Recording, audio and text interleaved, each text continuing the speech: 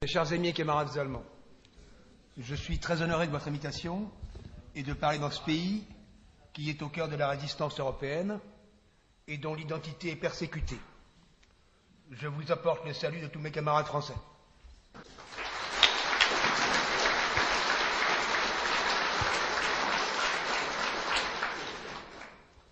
Jamais dans leur longue histoire, les peuples d'origine européenne et de race blanche n'avaient vécu une telle tragédie. Mon propos est de résumer certaines de mes thèses que j'ai exprimées dans ceux de mes récents ouvrages, Avant-guerre, chronique d'un cataclysme annoncé et la convergence des catastrophes. Ma position vous paraîtra extrêmement pessimiste, plus exactement réaliste, mais au final, je manifesterai un certain optimisme tragique. Tout d'abord, l'hypothèse que je formule pourra sembler à certains terrifiante, mais je pense qu'elle s'inscrit dans un scénario plausible. La civilisation mondiale actuelle, que l'on pourrait nommer d'ailleurs le système monde ou le système planétaire global, risque de s'effondrer dans moins de 20 ans du fait d'un certain nombre de lignes dramaturgiques, de crises en aggravation permanente et de portée planétaire qui convergent les unes vers les autres jusqu'au point de rupture. Ces crises en amplification constante et au parallélisme impressionnant qui interagissent les unes avec les autres sont les suivantes. Dégradation de l'écosystème et bouleversement climatique. Fragilisation d'une économie mondiale trop ouverte et spéculative, obsédée par le court terme. Épuisement des énergies fossiles, pétrole et matières premières, ferreuses, comme des ressources agricoles et halieutiques, bientôt incapables de répondre à l'avidité de croissance et au mythe du développement indéfini de l'économie mondiale. Montée des nationalismes, des terrorismes et prolifération de l'arme nucléaire. Mouvement migratoire massif et incontrôlé du sud vers le nord. Embrasement prévisible du Moyen-Orient. Offensive généralisée de l'islam et apparition d'un choc de civilisation à grande échelle que tentent d'exorciser en vain nos gouvernements pusillanimes. Vieillissement dramatique et déclin démographique des populations des pays riches et surtout des peuples de race blanche, qui se traduira par une récession économique sans précédent. Invasion massive et rapide de l'Europe par l'immigration du tiers-monde, accompagnée d'une islamisation proliférante qui se traduit, surtout en France, par le début de ce qu'il faut bien nommer une guerre civile ethnique. Effondrement partout en Occident des valeurs morales et vitales les plus évidentes au profit de comportements collectifs suicidaires, sans parler évidemment de la réapparition des épidémies incontrôlables. Aufkommen unkontrollierbar. Dans sa Politeia, Aristote notait qu'aucune société, aucune cité ne peuvent subsister sans un minimum d'homogénéité ethnique et culturelle, garante de la philia, c'est-à-dire d'une connivence générale sur les valeurs. Or, les nations européennes, France en tête, subissent beaucoup plus encore que le continent nord-américain une véritable substitution de population et vivent une libanisation, un chaos ethnique, une islamisation galopante et une africanisation rapide du substrat racial. Phénomène qui n'avait jamais été vécu avec une telle ampleur depuis le néolithique et qui va largement contribuer dans la prochaine décennie à une déstabilisation massive et à un désellement du continent. Et ce, dans l'indifférence aveuglée, avec la complicité cynique des élites politiques, économiques, intellectuelles et culturelles. Quelques chiffres.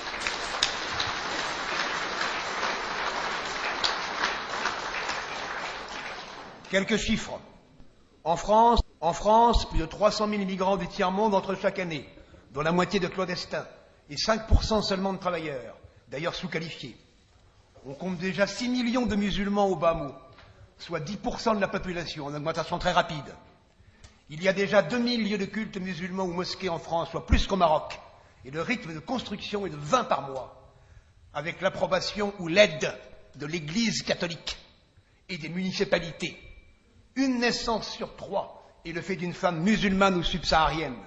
Les allogènes ont un taux de fécondité double ou triple de celui des blancs autochtones. Si rien ne change en 2020, l'islam sera la première religion de France, mais aussi de Belgique.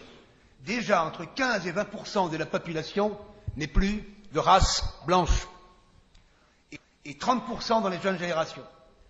Dans son livre La France africaine, le sociologue et démographe Jean-Paul Gourevitch a calculé qu'en 2050, si rien n'est fait, la majorité de la population française serait d'origine africaine et maghrébine. À cela s'ajoute évidemment la dénatalité massive des Européens, de Lisbonne à Moscou, et le vieillissement de ces populations. On peut parler de suicide ethnique et d'un hiver démographique, ce qui ne semble pas préoccuper les dirigeants, puisque le natalisme blanc est considéré comme un dérivé du fascisme. Déjà l'Allemagne, l'Italie, l'Espagne perdent des dizaines de milliers d'habitants chaque année depuis l'an 2000, et ce en dépit d'une immigration allogène prolifique. Une telle situation ne peut mécaniquement que déboucher sur un collapsus économique majeur de toute l'Europe qui pourrait intervenir aux environs de 2015 et qui aura par effet domino des répercussions dans le monde entier. Comme le suggérait Oswald Spengler, il se peut que les peuples blancs soient atteints d'une sorte de maladie mentale qui affecte leur vouloir vivre.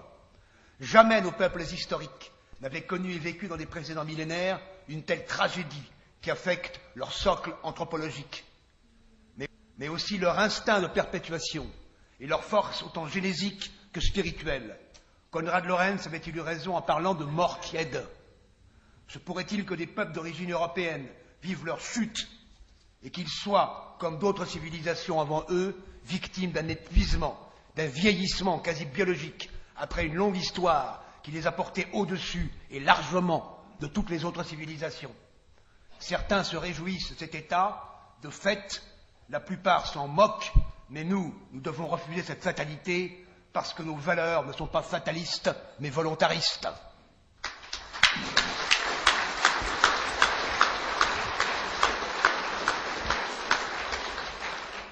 Nous verrons aussi des guerres civiles ethniques en Europe, les émeutes extrêmement graves qui ont agité la France pendant l'automne 2005 et qui se prolongent actuellement par une situation quasi insurrectionnelle permanente, en constituent l'avant-goût.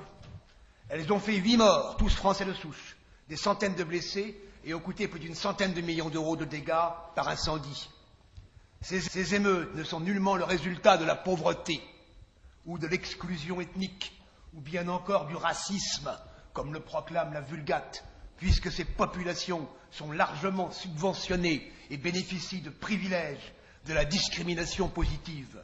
Elles sont le résultat d'un processus et d'une stratégie de conquête ethnique et religieuse de l'Europe, d'une colonisation par le bas, rapide et agressif, où les assaillants, vieille tactique, se proclament victimes.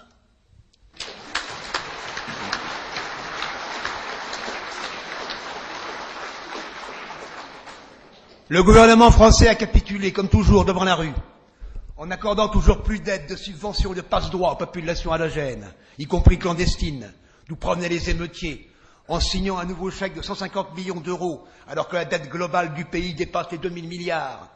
Il les a donc récompensés et encouragés. L'embrasement ne fera continuer le cercle vicieux que s'accélérer.